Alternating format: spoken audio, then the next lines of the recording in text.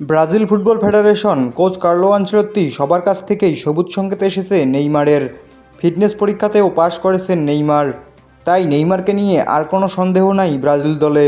নতুন করে আর কোনো ইনজুরিতে না পড়লে নেইমারকে নিয়েই সেপ্টেম্বরের উইন্ডো সহ 2026 বিশ্বকাপ খেলতে যাবে সেলেসাওরা।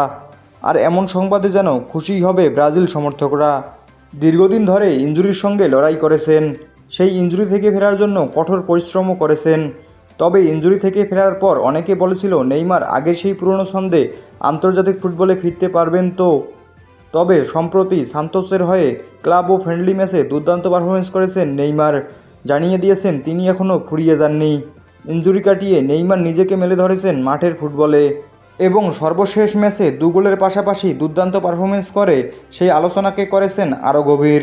অপরদিকে ফিটনেসে যেন আগে সেই পুরনো রূপে ফিরেছেন নেইমার। শেষ 5 ম্যাচ খেলেছেন পুরো 90 মিনিট করে, পড়েননি কোনো ইনজুরিতে। আর তার এই ফিটনেস ছিল চোখে পড়ার মতো। এদিকে সান্তোসের সর্বশেষ ম্যাচে নেইমারকে দেখতে মাঠে চলে যান কার্লো আনচেলত্তি সহ দলের কোচিং স্টাফ।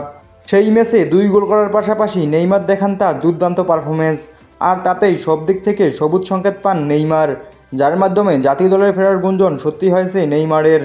আর ব্রাজিল জাতীয় দলের হয়ে নেইমারের মাঠে নামা এখন সময়ের ব্যাপার। লিমন খান, খেলাবেলা।